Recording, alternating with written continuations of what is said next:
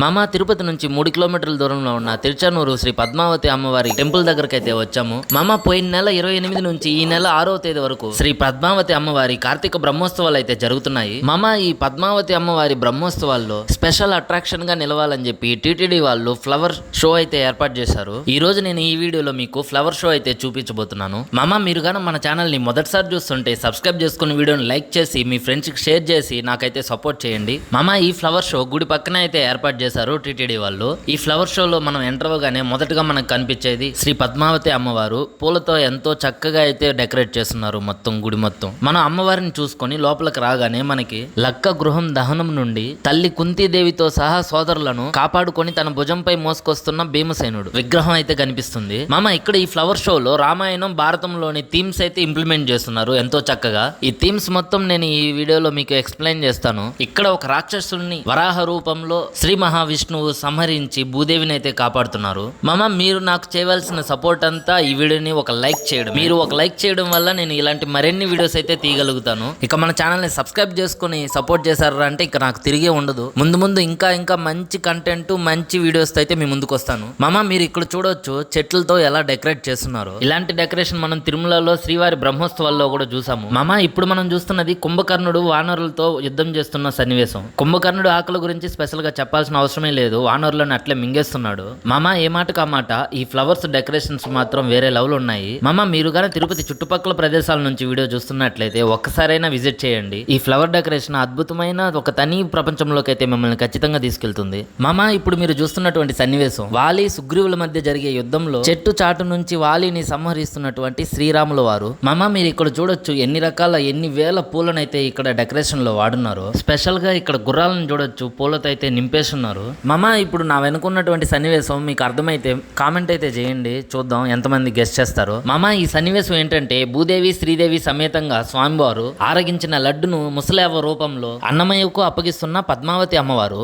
మామ ఈ సన్నివేశం మీకు చూస్తేనే అర్థమైపోతుంది. శ్రీరామ లక్ష్మణులు వాళ్ళ వానర సైన్యంతో లంకకు వారదైతే గడుతున్నారు. ఈ సన్నివేశాలన్నీ భలే అయితే డిజైన్ చేస్తున్నారు, కళ్ళకు గట్టినట్టు చూపిస్తాం మనకి. మామ ఇక్కడ చూసినట్లయితే కొద్దిగా వినూతంగా అయితే ఆలోచించున్నారు. కూరగాయలతో అయితే ఇవి ఫోటోలన్నీ డిజైన్ చేస్తున్నారు. మీరు బాగా అబ్జర్వ్ చేసినట్లయితే కాకరకాయలతో నీల ముసలైతే ఉంది అక్కడ.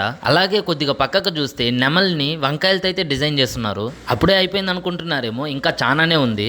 మామ ఇక్కడ చూస్తే చిన్న కృష్ణుడిని యమునా నది దాటిస్తున్న వసుదేవుడి సన్నివేశం అయితే ఉంది. ఇక వెంకటేశ్వర స్వామితో పద్మావతి అమ్మవారు ఉన్నట్లు మట్టితో అయితే భలే చేస్తున్నారు, చూడడానికి భలే ఉంది. మామ మీకు ఇలా పద్మావతి అమ్మవారిని స్వామివారిని చూస్తుంటే ఏమనిపిస్తుందో కామెంట్ చేయండి. మామ ఈ సన్నివేశం చూడండి, ఎరుకుల సన్నివేశంలో పద్మావతి అమ్మవారికి సోది చెప్తున్న వెంకటేశ్వర స్వామి. మామ ఇక్కడ ఉన్నటువంటి ఫ్లవర్ షోలో ఉన్న థీమ్స్ మొత్తం మీకైతే ఎక్స్ప్లెయిన్ చేశాను. మీకు ఎలా అనిపించిందో ఖచ్చితంగా కామెంట్ చేయండి. ఇప్పుడైతే టైం 11 అయింది, లైట్స్ కూడా ఆపేశారు. నేను కూడా ఇక ఇక్కడ నుంచి అయితే వెళ్ళిపోవాలి. లాస్ట్ గా ఒకసారి పద్మావతి అమ్మవారిని అమ్మవారిని చూసుకొని మిమ్మల్ని నన్ను ఆ తల్లి చల్లని చూపులతో చూడాలని చెప్పి ఇంటికైతే బయలుదేరేసాను. సరే మామ, నెక్స్ట్ వీడియోలో కలుసుకుందాం. Love you, bye.